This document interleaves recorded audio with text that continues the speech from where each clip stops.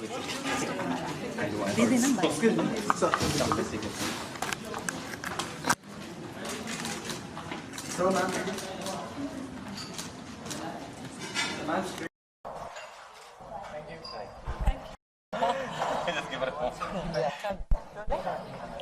Welcome, Farah. Obviously, it's a feeling you're getting awarded and honored here. It's a man who's constituting the Iron Woman Awards. What do you have to say about that? No, what do you say? It's a man who's constituting the Iron Woman Awards. Okay. I always, all I can say is that what Karan and Nitish are doing for this awards is commendable because to me the I Am Woman Award stands for empowering women and women in all different walks of field. I'm grateful and more than that I'm happy that a man is actually constituting this awards because it means that they are actually recognizing that there's so many women out there who are talented and who inspire and who make that difference. Yes. Anything else that you'd like to add? I want to wish the I Am Woman Awards and the Karan Gupta Foundation all the very best for empowering women and keep continuing doing what you're doing because you're doing a great job. Thank you. Thank you. Thank you.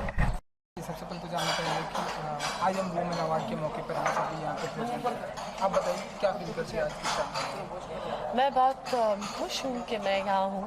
मैं ये I am women awards की मैं एक हिस्सा हूँ क्योंकि मैं समझती हूँ कि ये जो फाउंडेशन है ये करण गुप्ता फाउंडेशन जो है वुमेन को एम्पावर करती है और जो भी इन्होंने ये खास वुमेन औरतों को यहाँ बुलाया है उनको जो अवार्डीज़ होने वाले वो बहुत टैलेंटेड औरतें हैं जो इंस्पायर करते हैं सोसाइटी को और मैं खुश नसीब अपने आप को समझती हूँ कि I'm one of the awardees tonight, so thank you for me being here. Thank you. Okay. Thank you.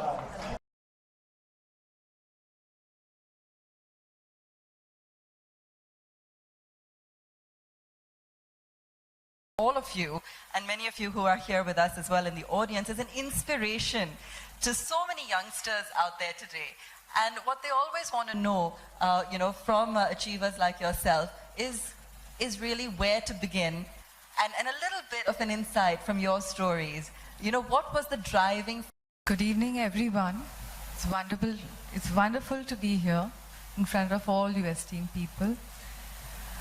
Talking about my journey and my success, I feel a little weird, but still. What I feel and I believe is because of my will and determination, I'm here. I've also faced a lot of hurdles and setbacks. I never thought, it just started as a thought that culminated into this beautiful dream. I was a very shy, introvert girl. I never thought I would do something, I would be able to do something like this. Yes, it took a lot of courage, to break through my fears. Especially, coming in this field, it was like to hear a no many times. Whether initially I had to hear a no from a director, from an actor, many times. So it took a while for me to really be there and to believe in myself and to hear a no and still go ahead. And that's how I've started my journey. Fantastic. I guess for me, my journey, I never really started out thinking I'm going to build, a digital empire or any like that. I was really blogging for passion. I love to write, and I've done different things, whether it was running digital content or being a backup dancer for Sukhbir or being in the radio. And I always felt that the one thing that connected me with people were my words or my voice. And that's really what I was trying to do. And I think the one thing, like you said, what is it that people can do? How can they succeed, or how do they find what their dream is? I think it's really find that passion. And I say this very often, that, before you try to become rich and famous, think about the one thing that you would do for the rest of your life, even if no one paid you to do it. And then do that. Pursue that as your career. And I'm sure all the women on the stage will agree that the universe will conspire to make you successful at it. And I think that's what I encourage all the women and the boys to find the thing you're passionate about. We actually live in an amazing time where you can make literally anything your career, careers that never existed, you know, even 10 years ago. So I'm excited for everyone who's, you know, the millennials who want to do something today. Fantastic.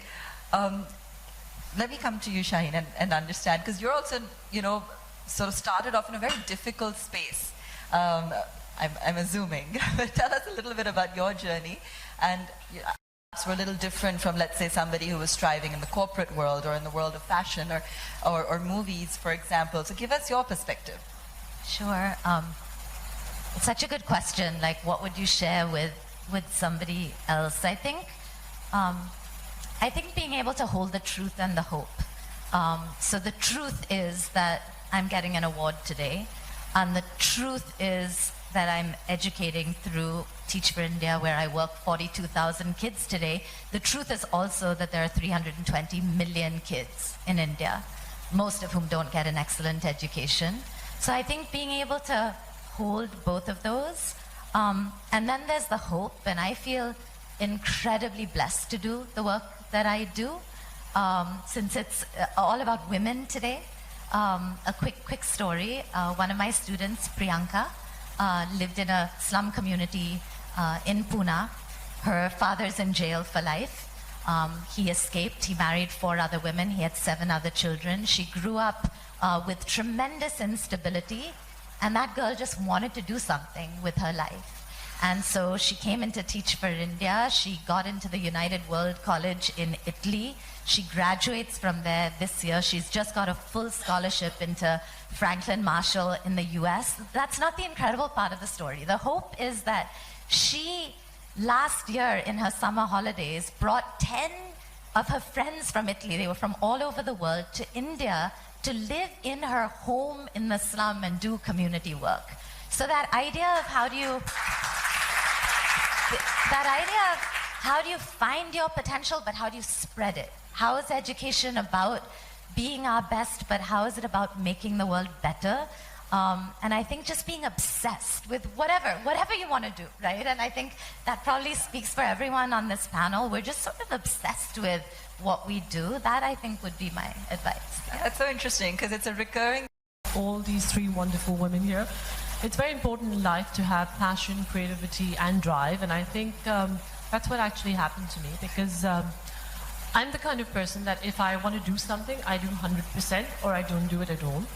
And so I never planned to be a jewelry designer. I actually planned to go to LA and party, and I decided that if I'm 100% of it. So I convinced my parents that I wanted to do jewelry design because a friend of mine was going, and I needed an excuse to go to LA. And but when I landed in LA, I opened my books and I had a heart attack, because gemology is not jewelry design. Gemology is actually a science, and jewelry design is artistic.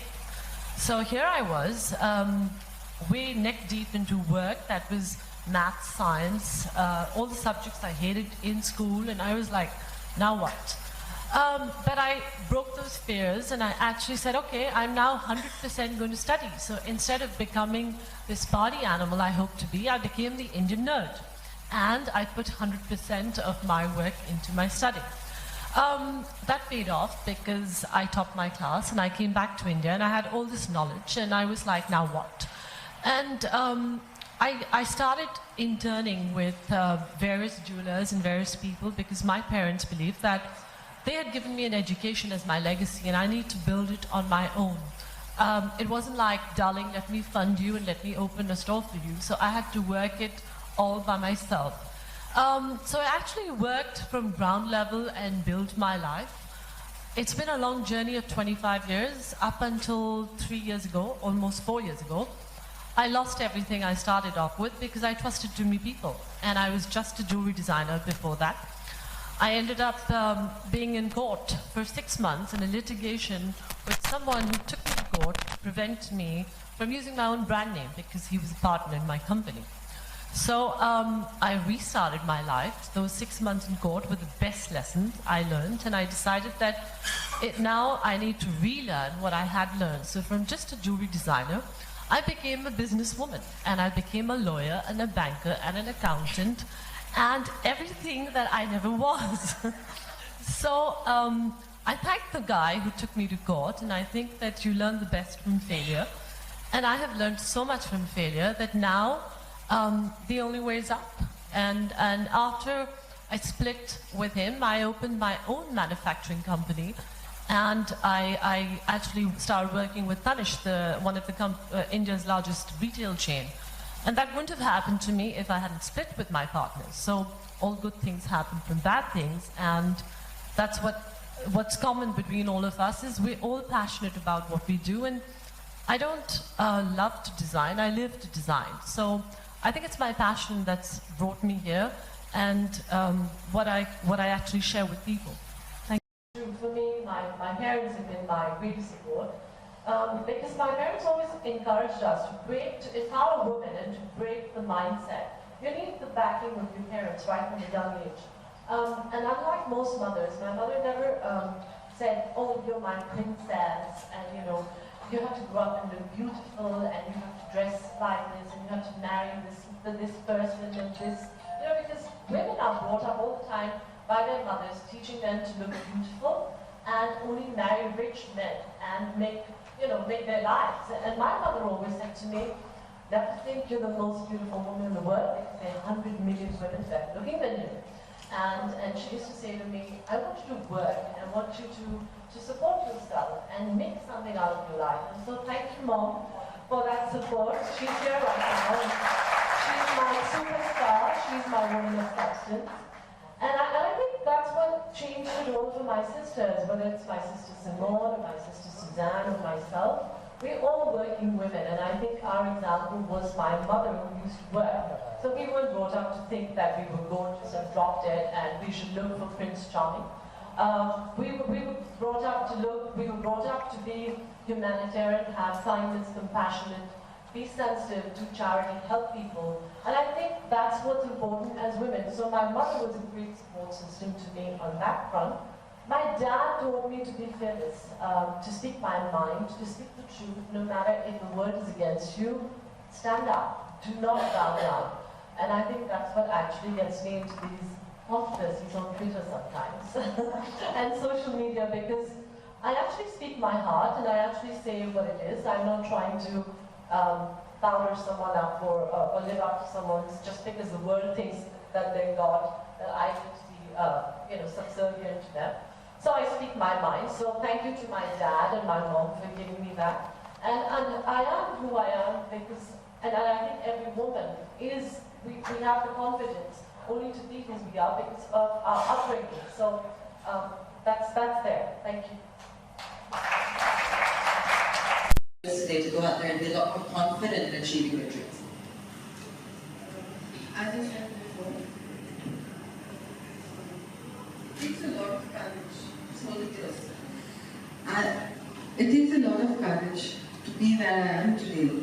So, of course, my family values have also kept me so strong that wherever I go, whatever I'm exposed to, I'm grounded and I know what I'm doing. It's not that my head is always on my shoulders and I'm grounded. I've also faced a lot of problems, like when I started working Ranjana, I felt in my own colleagues, they said, what am I doing? I think she's here to just waste money or something. And actually my husband stood by me and he said, no problem, I believed in you and I've done this. Now I'm completely back. I was nervous, and because I had seen his work and the way people spoke to me that time, I felt I think I've done something wrong or I've taken a wrong step. But still I went ahead and I believed in myself, and as the trailer was released, like I had all my colleagues come up to me and they said, sorry, when we spoke, and I just got to know, I never told them that I knew what you spoke about me at that time. So they said, they just saw the trailer and they said, fantastic trailer, and you've done a brilliant job and we're very proud of you. It made me feel so overwhelmed that, okay, I'm doing something right, and especially to know that my husband is there with me, he's very supportive. And many times And I did feel that now, I just can't feel this man's world. Every now and then they keep telling you something or the other. But still, I'm in a struggle. I'm still struggling because I made around 11 to 12 films I've produced. Maybe one film has not done well. So it looks like the journey is again started, and I yet have to prove myself from the beginning, from where I started. So I'm right now at that stage, starting again, trying to prove what I'm doing my next will bring me back to where I am.